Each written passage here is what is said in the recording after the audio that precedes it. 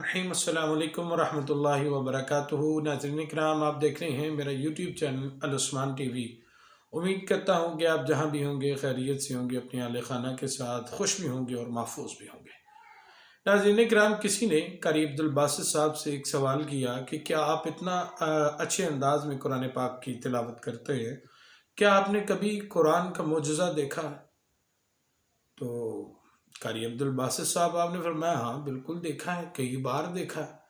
तो लोगों ने सवाल किया, अच्छा किसी एक मुजज़े के बारे में या किसी एक ऐसी अजीब और गरीब काम के बारे में हमें बताएं। तो कारी अब्दुल बासित साहब ने कहा कि जमाल अब्दुल नासिर का दौर था, मिस्र के वो सदर थे, उनका दौरा हुआ रूस में। तो रशिया में जब गए तो उनके वफद से मुलाकातें हुई और जो मामलात थे वो तय हुए। तो जब आपस में बैठे चाय के लिए, तो उन्होंने जमाल अब्दुल नासिर को कहा कि आप जो हैं हमसे हमारे साथ मुआहदा करें, हम कम्युनिस्ट हैं, तो हमारी जो निज़ाम है इसको आप अपने मुल्क में चलाएं, आपका मुल्क तरक्की करेगा जैसे हम लोग तरक्की कर रहे हैं।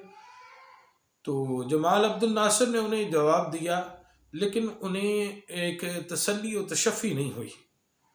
तो वो कहते कि मैं वापस आ गया। तो कुछ ही अरसे के बाद दोबारा दौरा हुआ। तो उन्होंने कारी अब्दुल बासित साहब कहते मुझे पैगाम आया कि आपने जमाल अब्दुल नासिर के साथ जाना है। तो आप कहते मैं बड़ा हैरान हुआ, जहाँ पर लोग कुफर काफिर और लोग हैं, जहाँ पर कुफर का डंका बजता है, लोग रब को मानते ही नहीं है, वहाँ पर मुझे ले जाने का क्या मकसद है? तो कारी अब्दुल बासित साहब कहते खैर मैं तैयार हो गया। जब हम वहाँ वफद में गए तो पहुँचे तो मुझे रोकने की उन्होंने कोशिश की। तो जमाल अब्दुल नासिर साहब ने कहा कि नहीं, ये हमारे साथ है। कहते जब पार्लियामेंट में उनके गए, मामला जो होने थे वो हो गए। उसके बाद जमाल अब्दुल नासिर ने उन्हें कहा कि मैं आपके लिए एक तोहफा लेकर आया। तो उन्होंने पूछा, अच्छा बताएं क्या तोहफा है? तो आपने कारी अब्दुल बासित साहब को हुक्म दिया कि आप तिलावत करें। तो कारी अब्दुल बासित साहब आप कहते हैं कि मैंने कुरान की वो आयात तिलावत की कि जो हज़रत उमर फ़ारूक की बहन ने उस वक़्त तिलावत की थी कि जब आप उनके घर आए थे। तो आप कहते हैं मैंने कुछ देर मतलब वो तिलावत की, 1-1.5 रुकू जितना मैंने पढ़ना था वो पढ़ा। और जब मैंने तो अपना ख़त्म किया तो मैं हैरान था कि जितने भी सामीन थे, हालांकि वो अरबी नहीं समझते थे, लेकिन फिर भी उनकी आंखों से आंसू थे जारी थे।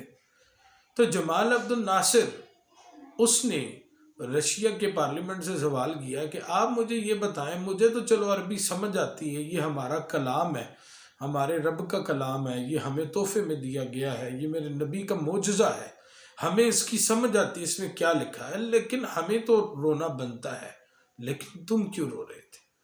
तो वो कहते थे कि पता नहीं क्या कि इस कलाम में ऐसी ताकत है कि हमारी आंखों से आंसू आ गए। तो वहां पर फिर इस्लाम फैलना शुरू हुआ। नाज़रीन किराम, बताने का मकसद ये है कि कुरान की तिलावत करें, कुरान को घरों की अलमारियों में सजा कर मत रखें। अल्लाह में समझने की तौफीक अता फरमाए। मेरे इस चैनल को सब्सक्राइब करें, लाइक करें और